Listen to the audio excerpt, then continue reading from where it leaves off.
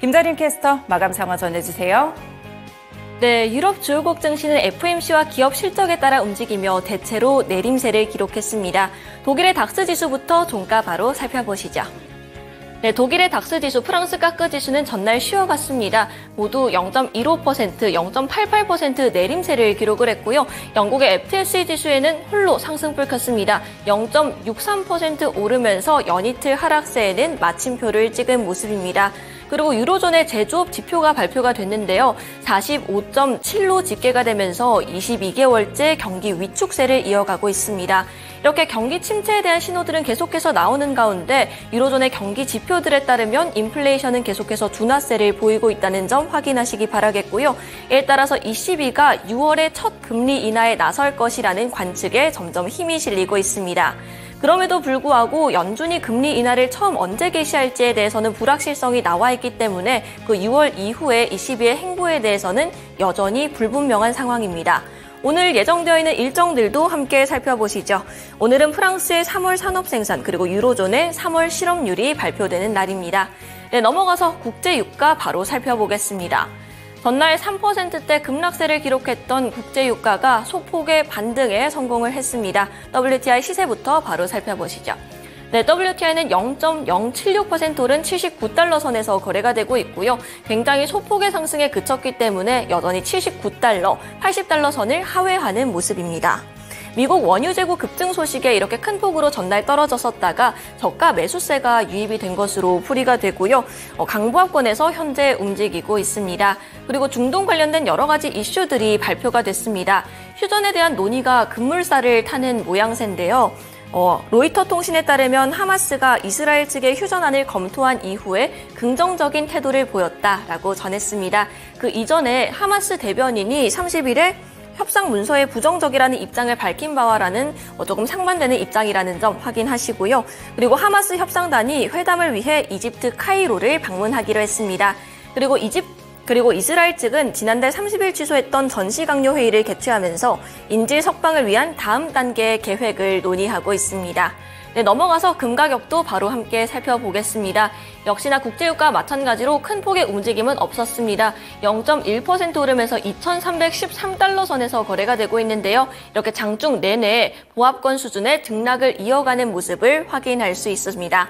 FOMC가 발표된 이후에 파월 의장이 금리 인상이나 스태그플레이션에 대해서는 어느 정도 일축하는 발언을 내놨습니다. 그럼에도 불구하고 물가 목표치 2%에 도달하기 위해서는 더 많은 시간이 필요할 것이다라는 기존의 입장을 재확인하기도 했는데요. 달러 인덱스가 그런 발표 이후에 계속해서 하락세를 기록을 하고 있습니다. 전날 0.5% 하락 이후에 0.3%, 오늘도 내림세를 기록하고 있고요. 달러의 대체재로 꼽히는 금과 은 같은 안전자산은 상승세를 기록하고 있습니다. 은의 경우에는 0.4% 정도로 1% 이내 소폭의 상승률을 보이고 있고요. 금 가격은 현재 강보합권 수준에서 움직이고 있습니다.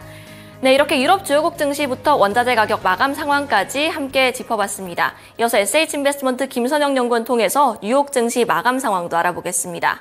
네, 연구원님 안녕하세요. 예, 안녕하십니까. 간밤 뉴욕 증시는 어떻게 흘러갔을까요?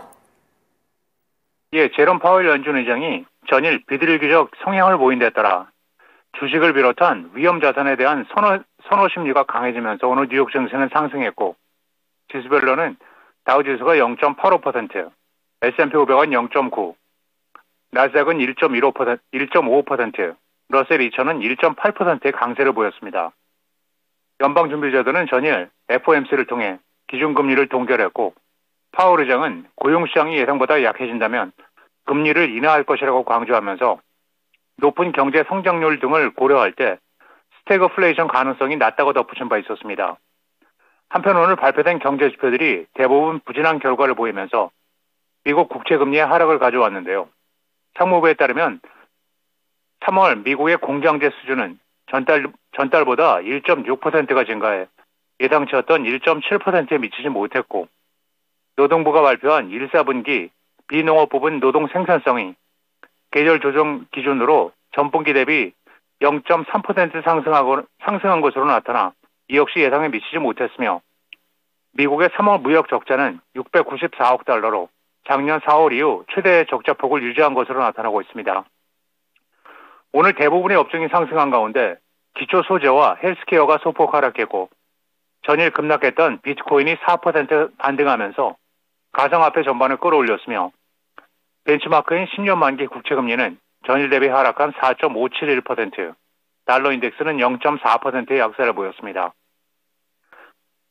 세계 최대 검색 엔진 업체인 구글이 자사의 검색 엔진을 아이폰의 기본 설정으로 탑재하기 위해 2022년도에 애플에게 200억 달러를 지급한 것으로 나타났습니다. 워싱턴 DC 연방법원에서 열리고 있는 구글 반독점 소송 재판과 관련해 공개된 문서에 따르면 이런 사실이 드러난 것으로 이것은 1년 전인 2021년 구글이 애플에 지급한 것으로 알려졌던 180억 달러보다 약 20억 달러가 추가로 늘어난 수준입니다. 구글의 반독점 소송은 구글이 애플 등 스마트폰 제조사와 무전 사업자들에게 수십억 원을 지불함으로써 경쟁과 소비자 선택권을 제한해 불법적으로 검색 엔진 독점권을 유지했다면서 미국의 법무부가 제시한 소송으로 법무부는 구글이 2021년 PC와 모바일에서 기본 검색 엔진으로 설정되기 위해 이들 제조사들에게 263억 달러를 사용했다는 자료를 제시하면서 구글이 애플 등에 돈을 지급하는 방식으로 경쟁을 제한하고 소비자 선택권을 제한했으며 불법적으로 검색 엔진 독점권을 유지했다고 주장해 왔습니다. 한편 지난 9월부터 시작된 이 소송은 오는 3일까지 양측의 추후 변론만을 남겨두고 있는 상황이며 1심 선고는 올 하반기에 나올 것으로 예상되며 만일 구글이 패소할 경우 비즈니스 모델을 변경하거나 심지어 사업 부분을 분리해야 할 가능성도 제기되고 있는 상황입니다. 미국의 재무부와 국무부가 오늘 러시아 군수산업에 도움을 줬거나 러시아의 생화학 무기 프로그램에 관련한 약 300여 개 이상의 기업과 기관, 개인 등을 신규 제재 리스트에 포함했고 재무부는 이들 제재 대상 기업들이 러시아가 우크라이나의 전쟁을 계속할 수 있도록 하고 있다면서 이것은 국제안보에 중대한 위협이 된다고 지적하고 있습니다. 제재 대상에는 중국과 홍콩 기업 12곳도 포함이 되고 있는데요. 이들은 러시아의 엔진, 적외선 감지기, 드론용 부품, 미사일에 사용되는 압력 센서 등을 수출한 혐의를 받고 있으며 이들 외에도 러시아 소재 화학물질 수입업체를 비롯해 아제르바이잔, 벨기에, 튀르키예, 아랍에미레이트, 슬로바키아에 기반을 둔 개인과 기업 등도 이름을 올린 것으로 알려지고 있습니다. 한편 미국 워싱턴 주재 중국 대사관은 이 같은 발표 이후 중국은 미국의 불법적이고 일방적인 제재에 단호히 반대한다는 입장을 밝히고 있으며 영국의 파이낸셜 타임스는 이번 미국 정부의 제재 조치에 대해 러시아의 군사 산업 기반을 유지하기 위해 중요한 자원을 제공하는 중국과 기타 국가에 대한 미국의 증가하는 우려를 반영한 것이라고 평가하고 있습니다.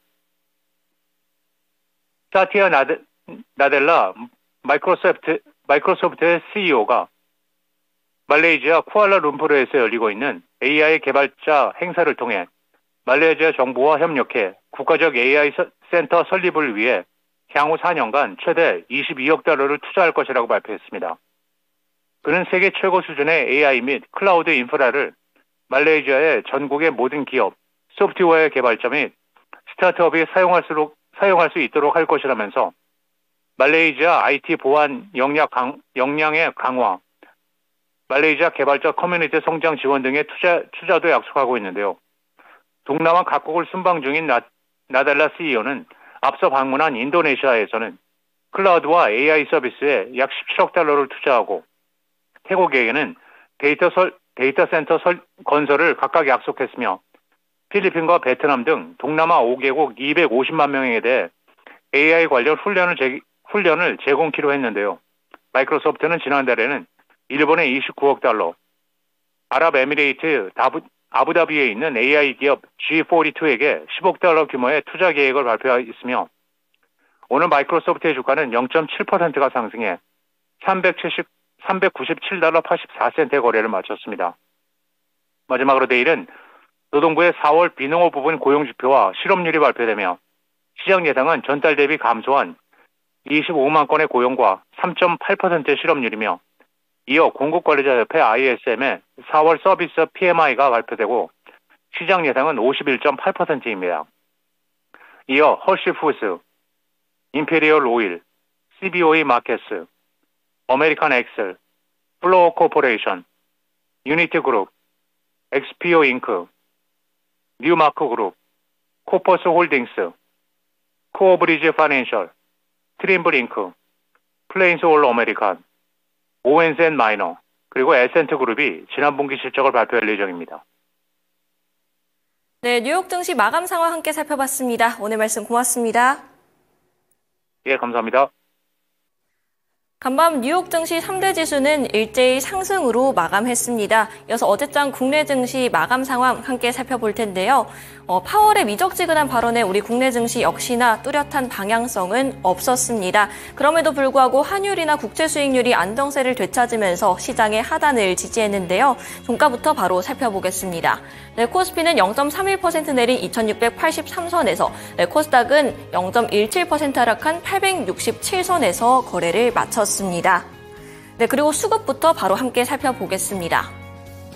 네, 투자주체별 매매 동향 함께 살펴보시면요. 네, 거래소에서는 외국인이 장중 큰 변동성을 보였습니다. 빨간불, 파란불을 계속해서 지속하다가 결국은 27억 원 매수 우위를 기록을 했고요. 또 기관의 경우에는 나흘 만에 매도로 돌아서면서 1,418억 원 매도 우위 기록했습니다. 이렇게 기관이 매도하면서 지수 하락을 주도를 했고요. 네, 코스닥에서는 개인 홀로 1,000억 원가량 사들였지만 연이틀 쌍끌이 매도세가 나오면서 지수는 약보합으로 마감했습니다.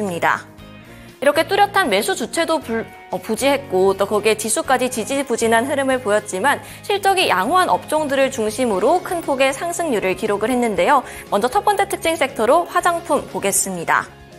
달러 강세와 원화 약세의 효과로 중국인과 일본인 관광객들이 늘어나는 추세고요. 또 이구 환신 같은 정책의 효과로 중국의 경기 회복에 대한 기대감이 나와 있습니다.